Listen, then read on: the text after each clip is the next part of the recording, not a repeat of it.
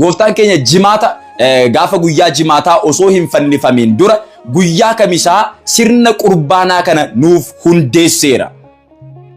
Manni kiristaanaa keenya akkuma nu barsiistutti gooftaan keenya fayyisaan keenya Yesuus Kiristoos guyyaa kamisa duuka boota wajjiniin irbaata isa xumuraa sana yeroo nyaatu inni buddeena jireenyaa akka ta'e erga barsiisee booda barsiisuu qofa osoo hin ta'in hojiidhaan immoo agarsiiseera.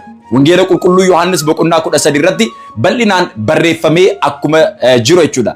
Wangeela qulqulluu Maatiyos boqonnaa 26 irrattis barreeffameera. Wangeela qulqulluu Luqaas boqonnaa 22 irrattis seenaan kun galmaa'ee jira. Gooftaan keenya fayyisaan keenya Yesuus Kiristoos maaddii sana eebbiseet buddeena sana eebbisee ka'eetiin akkas jedheen inni kun foon kootii jedheet erga kennee booda akkasumas immoo xoofoo sana eebbiseetiin inni kun immoo dhiiga kootii. Kanaaf foon koo kan nyaate dhiiga koos kan dhuge jireenya bara baraa ni argata. Foon koo kan hin nyaanne dhiiga koo kan hin dhugne immoo jireenya bara baraa argachuu hin danda'u.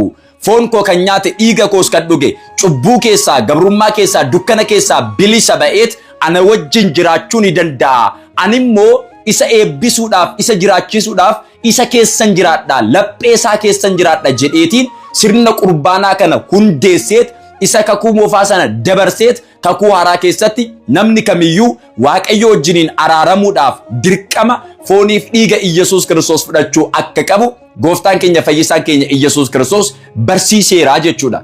Manni kiristaanaa keenya barumsa kana kallattiidhaan erga simattee booda sirna galatoo irratti qiddaasee irratti namoonni hirmaatanii achirratti erga hirmaatanii booda dhumarratti immoo fooniif dhiiga Iyyesuus Kiristoos fudhachuu ni danda'u jechuudha. Inni kun iciitii sirna qurbaanaati. Namni isa kanarratti hin hirmaanne matuma isaatiin mootummaa Waaqayyoo dhaaluu hin danda'u.